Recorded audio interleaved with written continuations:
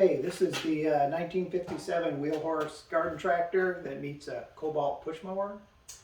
I had an extra Cobalt push mower, ones you just cut your lawn with. You had to walk behind it. The self-propel was broken on it. It was only like a month old, and they sent us a new one, which is still working great. But they never wanted the old one back, so I took it apart, used the parts in it, and put it in this old wheel horse tractor. Obviously it was a gas motor. The gas motor was actually missing on it when I got it, so I didn't have a motor, so I thought it'd be a great thing to do. The motor that drives the tractor is the motor that ran the blade on the mower. It's actually got plenty of power. I tried to find exactly what its rating was online. I found it was made in China, but apparently it's just for Cobalt or actually Greenworks, and they don't publish it. One kind of tricky thing about it is a BLDC motor, which is a brushless DC, direct current motor. So the controller has to know where the rotor position is, and so it can apply the currents at the correct time to run the motor forward.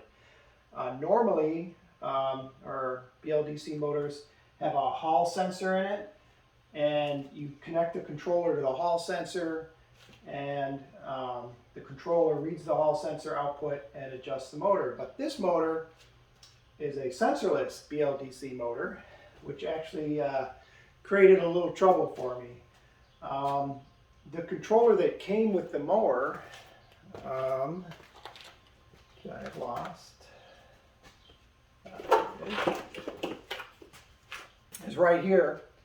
And at first I did hook this up on the wheel horse, and it did work just fine. There was a whole bunch of extra wires and sensors. Didn't need any of that.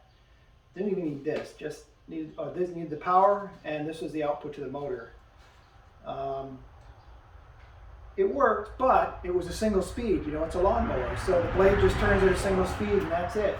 So when you hit the throttle on the tractor, the motor ran up to that speed, and that was it. Now, fortunately, the mower has a 3-speed gearbox, so that was actually tolerable, and I was going to leave it like that.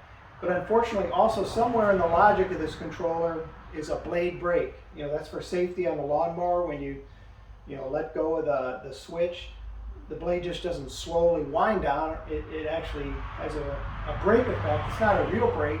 It actually just kind of has a braking effect in the motor. Runs it kind of backwards to slow it down quickly.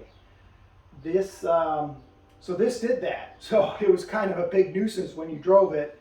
You just all of a sudden, you turn the throttle off, and it would coast for about 1 second and then just jam on the brakes. So unfortunately, I needed to come up with another plan. So instead of using this, just chuck that thing, I went online and ordered this controller, which actually is a lot more powerful controller. It came from China. Took a month to get here, but it was only $50. But I wasn't able to just use parts from the mower. I actually had to do that. This one doesn't have a brake, which is good. And it's got a lot more features. It's got a true variable speed throttle, which is really nice. So now not only can you put the transmission in either first, second, third, or reverse, but you can adjust the speed so you can creep very, very slowly, or in third gear wide open, it actually goes quite quickly. I'm going to guess like maybe 20, 30, 25 miles an hour. In first gear, it's got plenty of power, to climb hills and such like that. So it works, and then you'll see some video of that. The battery itself is the mower battery, which is kind of cool. A little spot back here. It's the Cobalt 80 volt VMAX battery. It's got the charge indicator, which is great. It's a nice portable unit.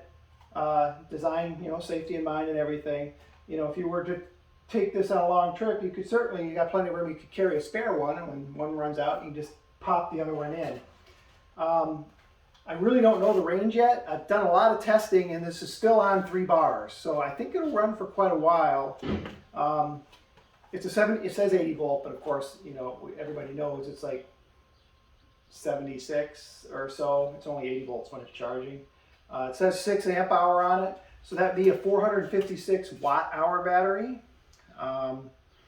So to put that in perspective, you need 160 of these to equal the battery in a Tesla Model 3 long range. But it is kind of nice that it's so portable and easy to snap in and out. This would be, you know, I kind of did it for fun, and you know, maybe I'll ride it around, do it in parades and stuff. It's more of a, you know, a learning experience, and I guess if someone wanted to do this, it'd be kind of cool for, you know, an education project for kids to kind of teach them about electricity, motors, motor controllers. You obviously got to, you know, size it, do the right wire sizing and all that. So that's it. The 1957 Wheel Horse meets 2021.